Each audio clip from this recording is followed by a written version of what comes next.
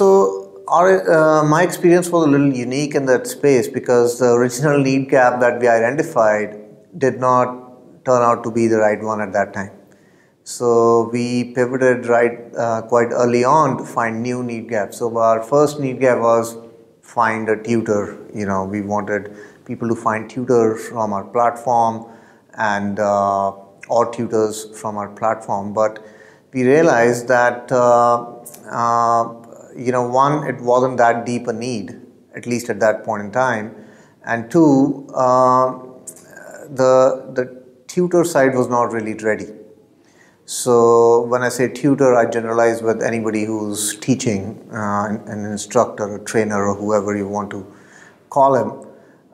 So that side wasn't ready for technology, for teaching online.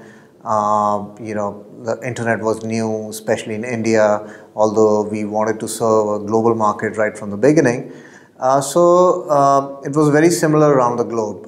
The tutor / instructor side was not ready.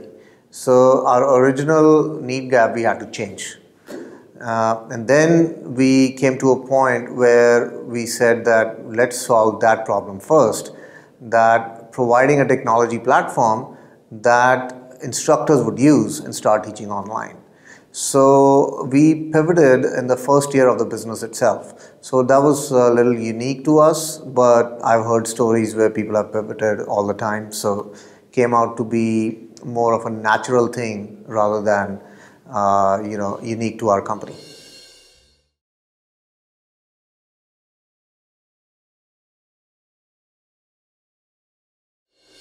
If you really see, when I say find a tutor, it was pretty much a consumer business, right? And when you have a consumer business, the team structures are totally different. Your focus is completely different. It's all about marketing. Everything that you build, can you really market right away? Can you get more consumers on the platform and so on? To making a fundamental shift from a consumer business to being a B2B business in technology, and obviously your entire structure has to be changed. Your marketing spend has to be minimal. You have to figure out an entire platform that 5 customers would want to use instead of 5,000 to begin with. So, and accordingly, we needed different kind of resources. We needed a much bigger product development team, for example. We needed, salespeople a little later on who could sell in the B2B space rather than marketers who can market in the B2C space. So a lot of things happen with the pivot. So the whole org structure definitely has to be rethought when you make such a pivot.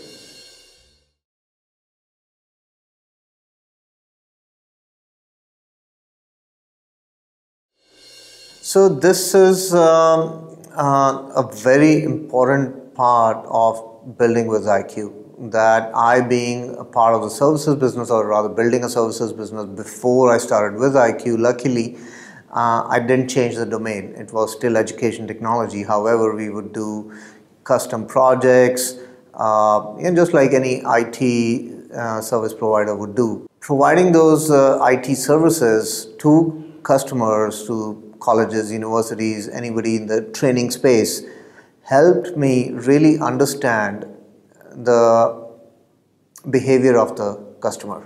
What are the products they're using, why they use the products, use case identification, all those things. And a very important other point that happened in those, another thing I learned in those days was difference between a user and a buyer in the B2B space. Your users are not necessarily your buyers.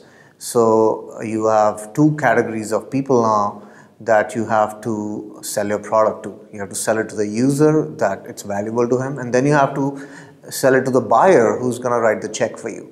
So these were some things I learned in my IT services career, or the years before I started WizIQ.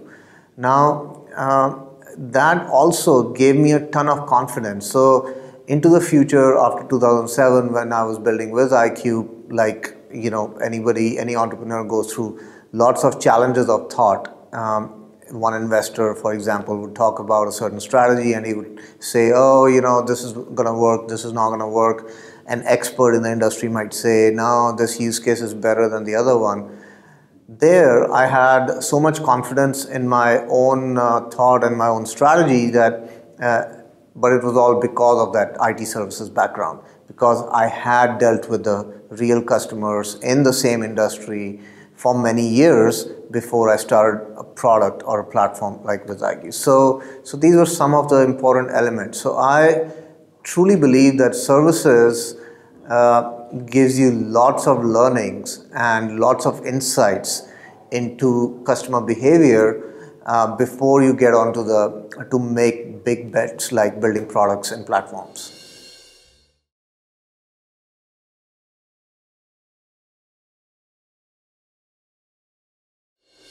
Here, the most fundamental question one has to answer is, why do they even want to be an entrepreneur?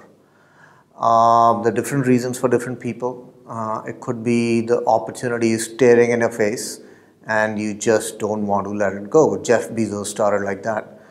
The other is you really want to make a dent in the universe, as Steve Jobs puts it, and you get on an activist kind of mission to do that.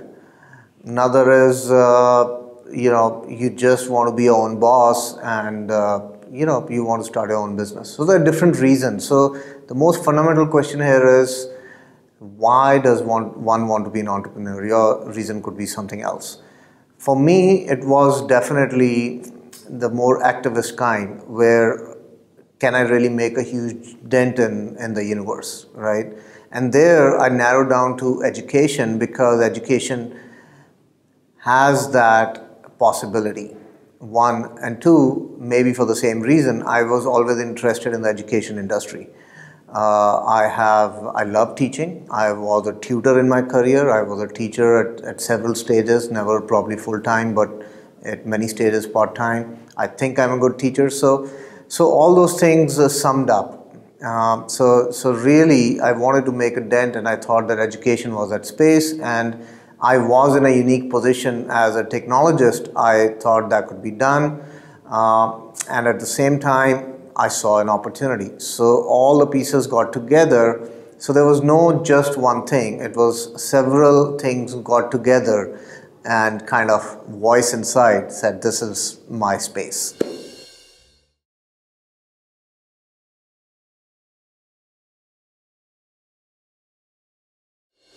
Well, this is a tough one, because I worry a lot about the same thing.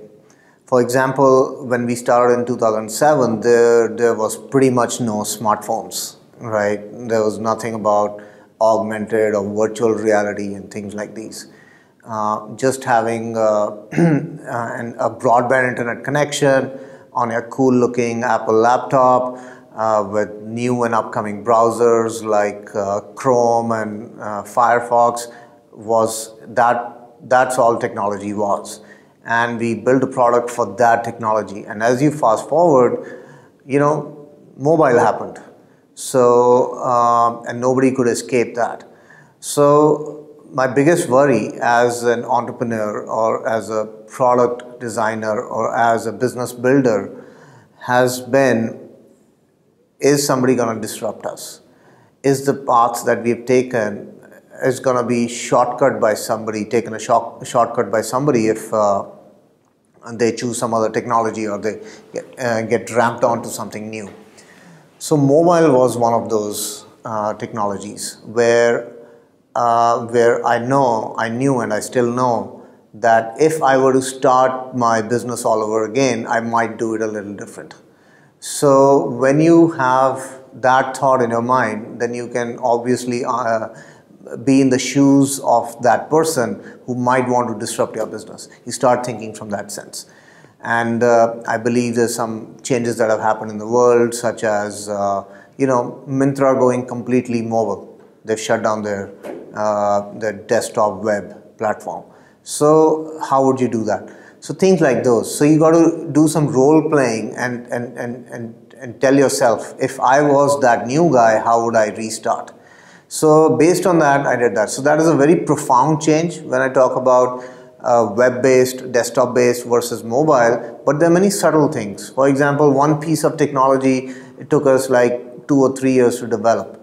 And after that, we found out that you could use an off-the-shelf product to do the same thing. So then you have to reinvent your thought process and say, do I keep my code base or do I reuse one that's available off the shelf, and many times that's better. It's faster, it's more nimble, you need fewer developers to focus on those things and so on. So far we have been able to do that, reinventing ourselves every year or so, and I think that's the only way to do it, reinventing yourself.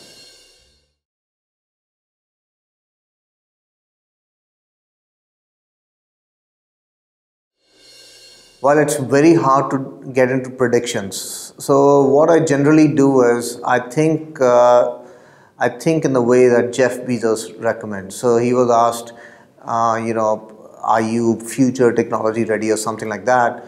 And he answers that the way they strategize is not by what's coming next, but by deciding or making a judgment what's not going to change in the next 10 years. So that is a very powerful thought process. What's not going to change in the next 5 years, and that's where So that's one aspect of thinking. The other is for our business, education technology, how people consume education, how people deliver education. Some simple observations of consumer behavior. If people are logging onto YouTube a lot for whatever reasons, that means video streaming could be important for your business.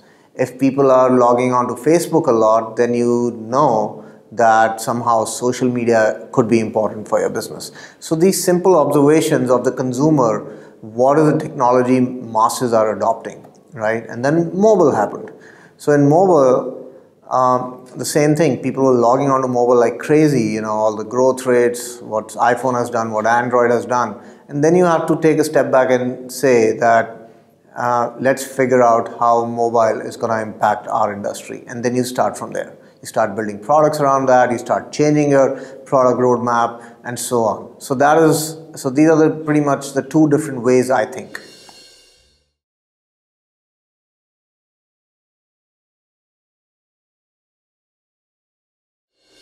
Staying ahead of the competition, there are different ways of doing it. It depends on what level you are. For example, if you are an e-commerce venture and you know that Amazon is going to enter India one day, your tactics would be different. It will be go all out, spend a lot of money, raise a lot of capital here in this case.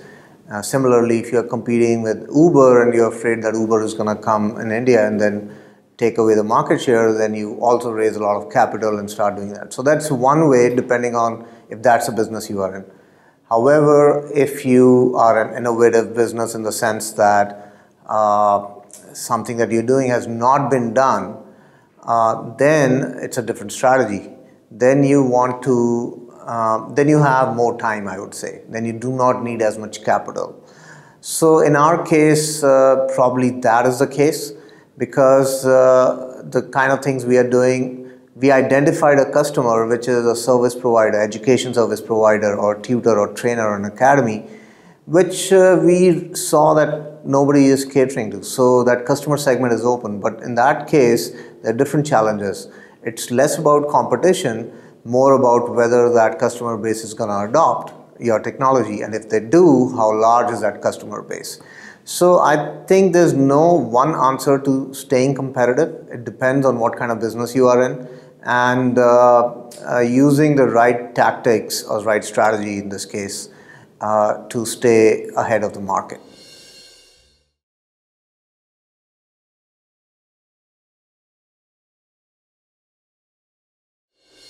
So in my opinion, online education brings the benefit of access to the best instructors, and this is, for example, a part of the course. I'm sure there will be some really star instructors as part of delivering a course, this course, and you are going to, for example, access it, I don't know from wherever you're sitting in the world. So that is the number one advantage, access to really good instructors. The second big advantage of online learning is really personalized learning. So a lot of people have not yet realized that, but online learning, because it's delivered through technology, internet-based medium and so on, really gives an option to personalize the learning, which has not happened for many, many years, I would say many centuries. So we still are sitting in an age where a classroom looks exactly the same it used to look 400 or 500 years ago. A teacher teaching 50 students and using the average student in the class to benchmark.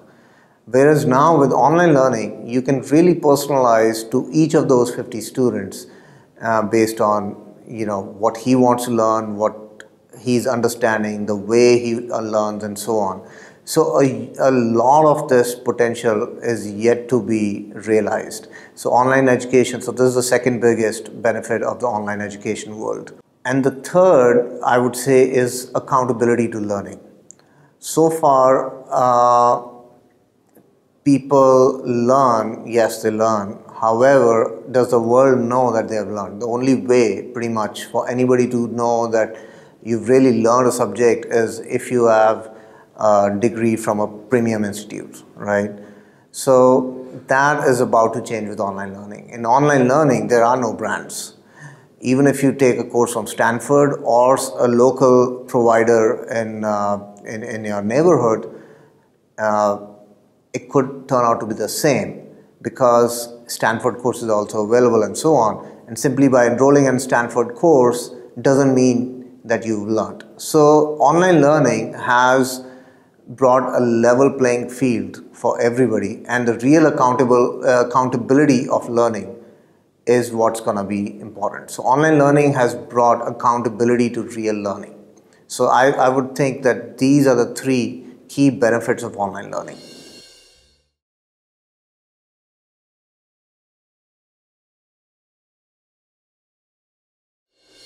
So in my case, what I really believe is always, regardless of what you've learned, rather where you've learned from, online or offline, more than that, I would like to see the work you've done in the past, right? So, so it really doesn't matter whether you learned online or offline. What matters is what is your work portfolio, or what is your project portfolio, or what have you delivered in the past, right? And this is where I believe online learning systems have to evolve to, where they can provide evidence of learning. Now, how that can be done, that's another broad topic, a big topic to be discussed, but it's all about the evidence of learning. So I think, so that is how we work. For example, if we hire somebody, no matter where he's from, no matter what his degree is, and that's pretty much an HR check on the resume, nothing more than that. Beyond that, it is all about, so we give assignments to people. Can they really think? Can they really solve such problems, and so on. So for us, so that is how we go. It's all about evidence of learning, your project work, what is the work you've done in the past, and so on.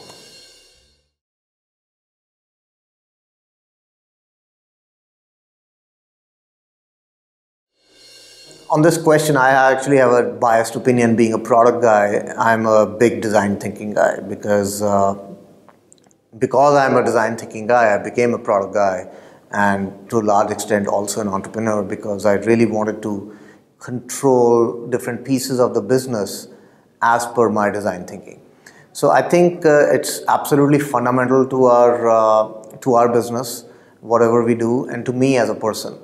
Now, what does it really mean, design thinking? So I don't think design thinking is meant only for product managers, for example.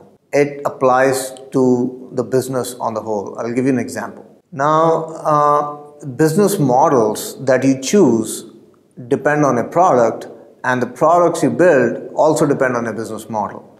Now, a single product manager cannot answer this, neither can your head of product. So only as a head of business can decide on that, and that is design thinking. How that works is, I'll give you an example in this case is, for example, you see Microsoft's business, a large, probably the most part of Microsoft's revenue comes through partner sales worldwide, and that's a trend all over the world. You see the US, you see India, and so on, which is why Microsoft is known as a partner-oriented company. And why they are partner-oriented also depends a lot on what products they're selling. Now, the products are do-it-yourself products. They have a brand, Windows, Office, and all that. And hence, partners were able to sell those products because they do not have to do much solutioning while selling those products. If Office 365 off the shelf is actually the one product, a partner is also selling the same product. Whereas, if you see SAP, another large enterprise company, they do not depend on partner revenue. They have direct sales force. Their sales, they're on the payroll, salespeople everywhere in the world. They just cannot and do not sell through partners. Also depends on what is the product they're selling. Because they're selling big solution products, a partner would never understand, and because he doesn't understand, he cannot make the right pitch to the customer. This is design thinking in practice, where the product is dependent on the business model, partner versus direct field sales, or business model is directly dependent on the product. So this is design thinking overall. Now talking about design thinking, let's apply that within a product. So choosing a feature within the product and so on. We do a lot of work on that, and there are a lot of challenges. The challenge is, how do you explain design thinking to your team? How do you say that let's not do this feature because it'll cause problems 3 steps later in the sales? Or let's do this feature and this is how it's going to enhance certain marketing outcome because of that feature. So it's not an easy process, which is why I really believe that heads of businesses and CEOs and entrepreneurs, the founders themselves, should be involved in the product all the time. Doesn't mean that you do daily reviews and daily project management and that kind of stuff, but really drive the roadmaps, because as an entrepreneur, as a CEO of the company, your main ownership is to own the entire business model, the business architecture, if you may. So it's very hard to apply, but how we do it is we try to answer lots of whys behind every feature. I think that's the only way, plus obviously you need to analyze lots of data, collect lots of data about the product, which is anyway you should and have to do, and then try to answer lots of whys behind it, depending on your business model, your strategy, your price, and so on. So to me, that is the application of design thinking, extremely important in every aspect of business, and even more important in every feature development within the product.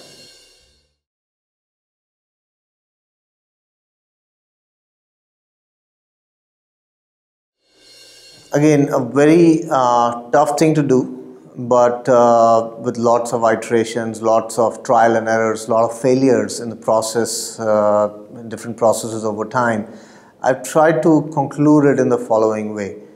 One, let's say you think of a feature that you want to bring. Why you want to do that is, let's say, it becomes logical sense for your business to do. Maybe it increases the revenue, maybe it impacts a certain metric of your business, or so on. So you say, hey, it makes obvious sense, let's do that. Now that is one side of the thinking that's important. That tells you why for the business that matters. The other side of the thinking is, whoever is a user, whether it's a consumer or a user inside a business for enterprise products, what does he want to do, right? Is he behaving that way? Does he really care for this feature? If you put this button on the screen, would he click on it?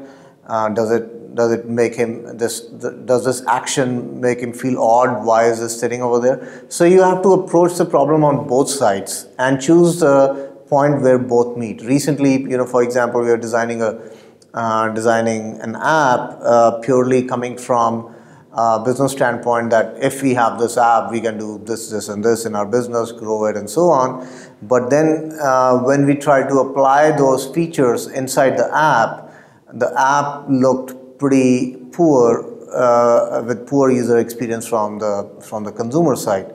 Then we went back onto the drawing board with the possibility that we might have to strike out a few features simply because for a consumer, this sequence doesn't make sense.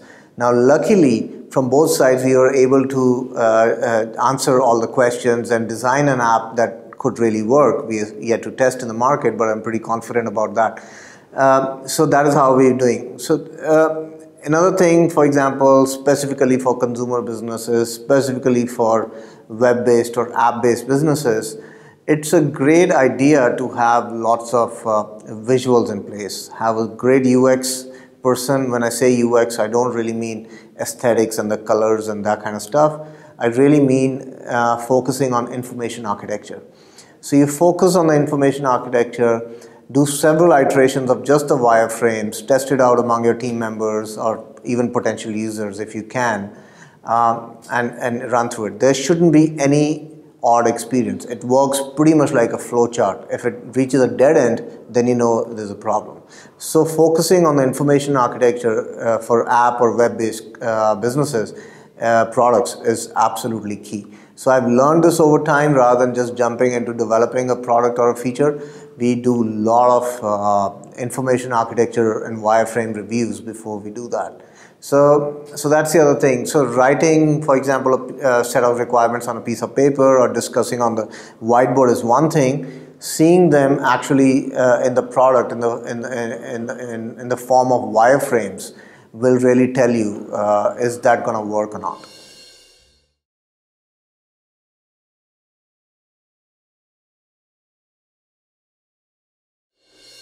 Yeah, very tough times in those days. My co-founder passed away. He was also a family member. So, obviously very tough times. And not just that, we were also going through a financial crisis. We were about to go in the market to raise investment and all this happened. So, multiple problems came up on the home front, on the organizational front. He was 50% at least of the building the business. Money running out, the team inside didn't know what to do, and if we would go and raise money, we had to have a growth trajectory because nobody would fund a non-growing startup. So multiple problems, and I thought through a lot and came to only one conclusion: that why am I really doing it? Do I have a very powerful set of reasons to keep doing what I'm doing? Because it was obviously really hard. And I found an answer no matter what I wanted to do. So it was, first it was sheer will to stay on course, not to shut down, not to call it off. Got a lot of support from the family. Plus I thought I have nothing to lose. Let's go and see what happens. So kept on building the business.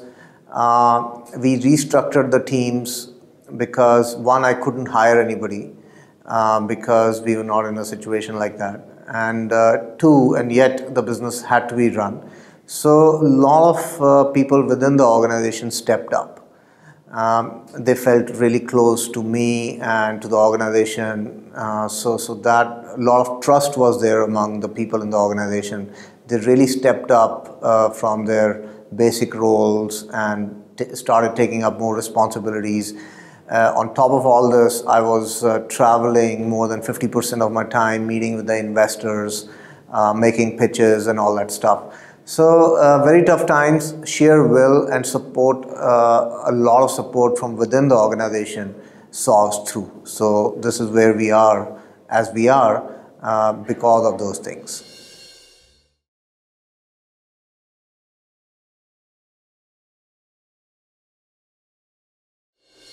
First of all, I'd like to say,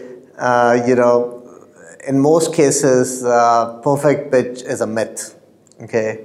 I've tried to figure it out and all that stuff, but what I've learned is if there are three ingredients, very few businesses end up having those, and you might never get to the point of that, those top three ingredients, but even if you have two, might work. So the first one to me is there a solution to the problem fit? Now you also read about this as a product market fit and so on. So my way of saying it is solution to problem fit.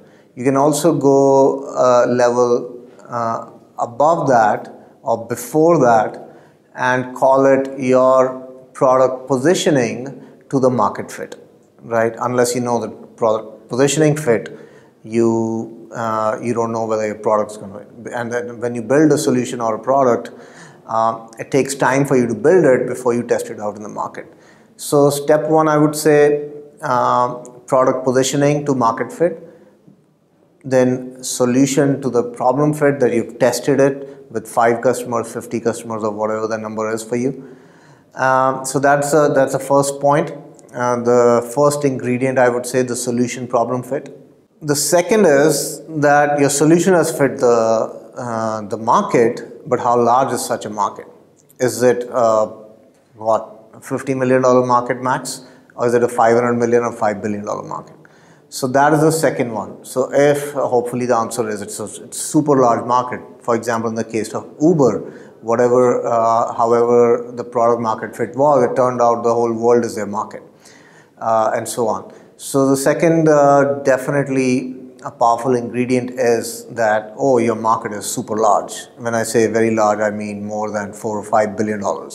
And the third is, which I usually could not understand in the early days, as people call it, what's your special sauce, right? But I would say it here, what is your special sauce? In other words, what is that unfair advantage that every day you do business, you're gonna have it, your competitor or whoever is gonna start now or an incumbent is not gonna have it. So the third biggest thing is, for example, in the case of Facebook, the user base was growing so fast that if you really plotted the graph and anybody else wanted to do the same thing, they would always be chasing Facebook. They could never beat it. Now, when Facebook was there and WhatsApp came into being, the same reason. WhatsApp was growing so fast that Facebook Messenger could not beat WhatsApp, and so on. So that's all about the internet businesses and consumer businesses, but in your business it could be something else. Do you, for example, have so many vendors on your platform that others are not going to have? So every day that you build your business should be adding to the overall competitiveness of your business. That is what is the unfair advantage, and investors really want to see. So I'll summarize. It's a solution problem fit, number one, very large market size, and unfair advantage that you can get.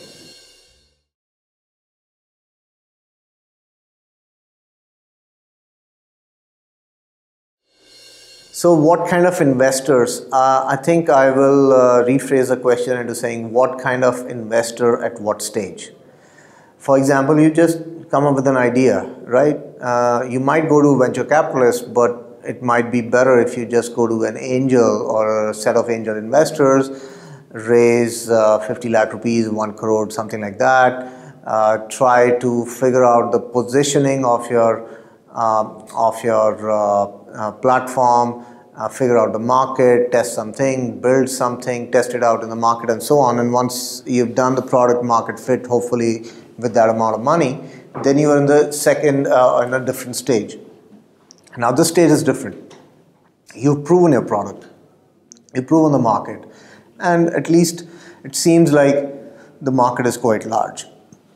So then you're ready for a venture investor. Now venture investors know that while you have reached this stage, there are a lot of unproven things. You do not yet have a solid management team. Your product is still in beta. You're getting X amount of rupees per user as from the product, but your real target is X plus, so that's yet to be proven. So in other words, you've done significant amount of work to innovate or to come up with a product or to prove something, and now you need money to take it to the next level. Now, that is where you would start thinking what kind of venture investors you want. Now, different questions you might have to answer. Is your product, is your company going to take a lot of money going forward? You have to consider that, because not all venture investors want to invest in businesses that are going to take a lot of money in the future. Are they investors who invest in consumers or B2B products, depending on what your kind is? Then you have to see, are they digital world investors or are they offline world investors? Do they invest in brick and mortar businesses generally, or do they generally invest in digital businesses? So these are some decisions at that point in time, and even similar decisions in the future. So why this is important? I think that's a more important question. This is important because there's a certain DNA that investors form within their organization. They have analysts, they have partners, they have successful exits behind them, and so on. So everybody wants to reach out, everybody wants to make themselves successful. They want the venture fund to be successful. So the analysts are looking at companies like those. They're analyzing more data about a certain set of companies and so on. So there's a certain DNA of a venture capitalist or any investor, just like there's a DNA of an organization. For example, mostly a B2B product organization cannot do B2C mostly, right? An e-commerce centric, retail centric organization cannot do, platforms and so on. So there is a certain DNA that's formed. So you need to understand what's the DNA of that investor. Does that match to where you want to take your business to? So those are some of that is why these things are really important.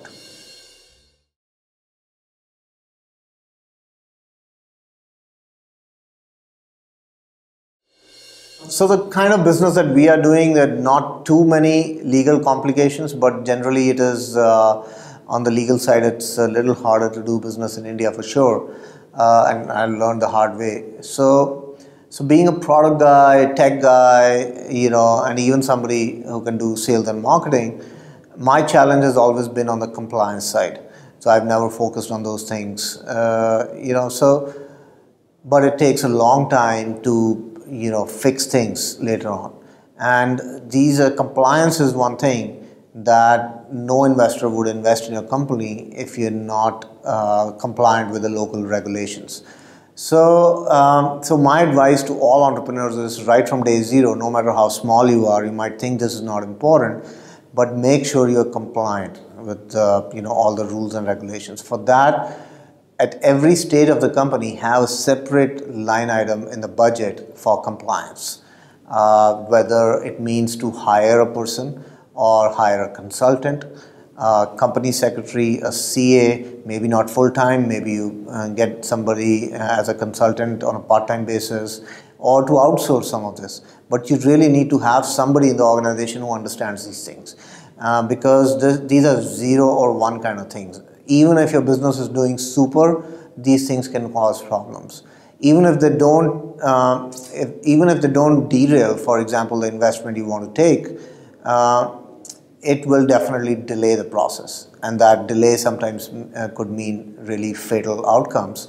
So I would say invest in compliance, because there's no other way out. So right from day zero, do not think that you're too small for something like this, because there are, and I've seen the rules, Indian laws changing, company laws changing over the last several years, and they've gotten really, really tough. For simple things, for you to set up an ESOP pool, want to allocate an ESOP pool, it's not as straightforward. You've got to go through so many legal steps to make it happen, and only a professional can help you there. So compliance, I would say, is really important right from day zero.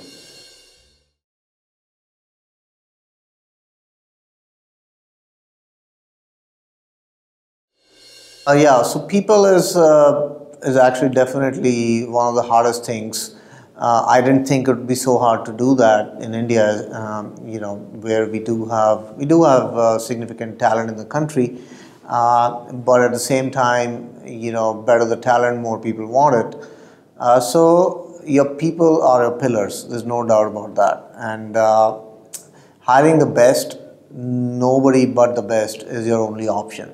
So you might think early on that it's too expensive for you, but this is one area where you should not try to save money at all. So you should put whatever kind of money you need, whether from bootstrapping your venture or by raising investment or whatever it takes. Because what I've seen is if you hire anybody mediocre in your organization, it would take much longer to fix the problems created because of that than to actually spend money upfront to hire somebody better.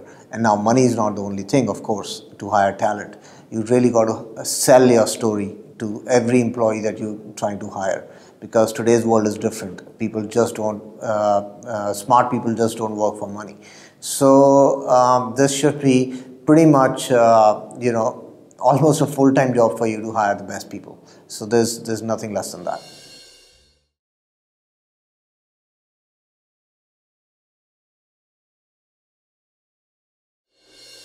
Yeah, failure is, as an entrepreneur, let me tell you, if nobody else is going to be your companion, failure is definitely going to be your companion. So if you really see failure really as your friend, and nobody wants to fail, trust me, right? So if you want to, however, it's going to be a part and parcel of this journey. Now, dealing with failure is one of the most fundamental things to be an entrepreneur. Many people end up failing, they restart and all that stuff, but it's all about how you see yourself, whether you failed or not. I think it's a simple definition that you visualized you would do something like this, and but it didn't happen that way. That is why it's failure. Totally understandable. However, over several years of entrepreneurial journey and some success, many failures, but the journey keeps going. I've seen that there's one single trait that really helps all entrepreneurs. It has helped me a lot, which is perseverance. Now, it's really important to persevere every day, every night, even if you found success, because there will be some kind of failure sitting right in front of it. It's going to happen, right? But you have to push through. So, so that is what I see that has to be a trait in every entrepreneur. He has that level of perseverance and he just keeps moving forward. Having said that, you also have to evaluate very objectively that are you failing because there is no market on that side? Are you failing because a competitor has taken your market that you wanted to, or the product or solution that you were thinking really isn't the one that your customers are going to buy, and so on. So you keep pivoting, but you never stop. So that is where I see it's a trait that every entrepreneur needs to have.